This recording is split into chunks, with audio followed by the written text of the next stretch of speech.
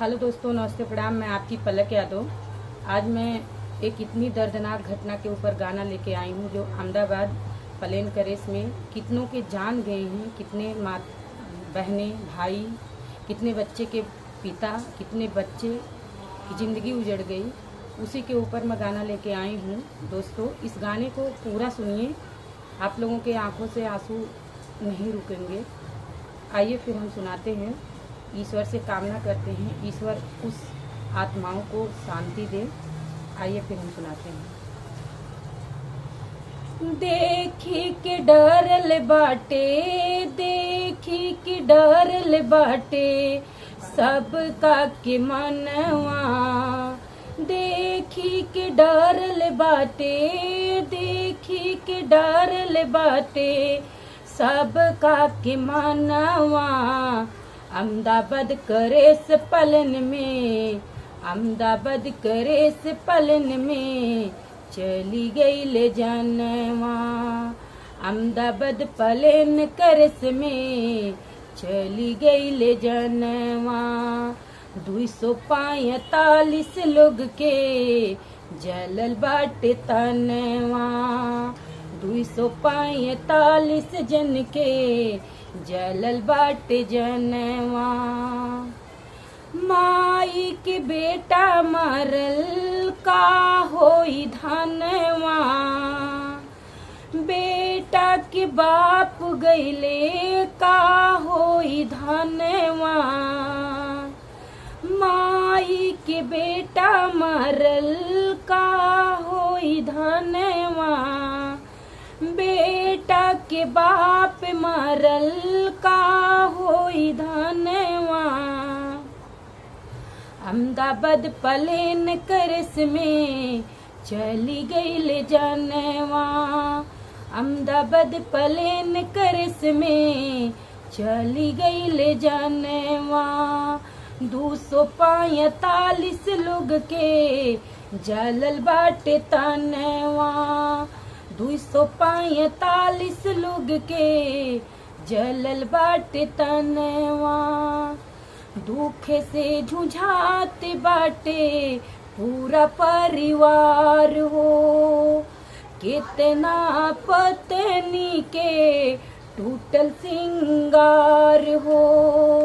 दुख से झुझात बाटे पूरा परिवार हो, कितना पत्नी के टूटल सिंगार हो। कितना बाप के आजे, कितना हो बाप के आजे छूटल होई खानवा। कितना बाप के आजे छूटल होई खानवा। अहमदाबाद प्लेन क्रेश में चली गई ले जानवा। अहमदाबाद प्लेन क्रेश में चली गई ले जानवा। 245 लोग के जलल बाटे तनवा, 245 लोग के जलल बाटे तनवा। दीही ध्यान तनी भारत सरकार हो, दीही ध्यान तनी भारत सरकार हो।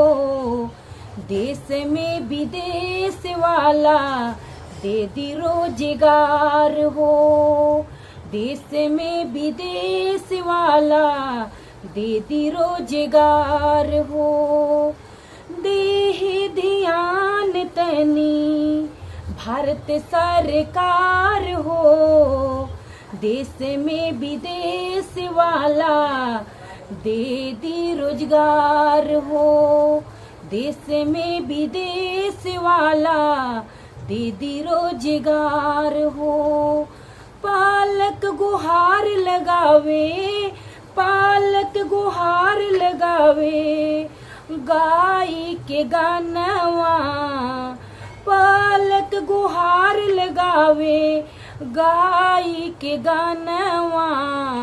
अहमदाबाद प्लेन क्रेश में चली गई ले जानवा। 245 जन के जलल बाटे तनवा, 245 लोग के जलल बाटे तनवा। देखी के डरल बाटे, सुनी के डरल बाटे, सबका के मनवा, सुनी के डरल बाटे, सबका के मनवा।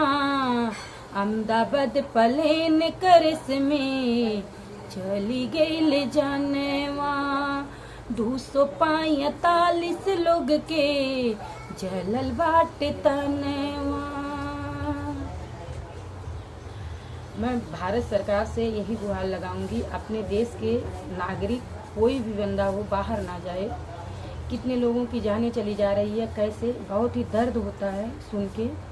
अपने देशवासी अपने देश में ही रहे, अपने देश में कम कमाएं और कम खाएं, अपने देश में रहे।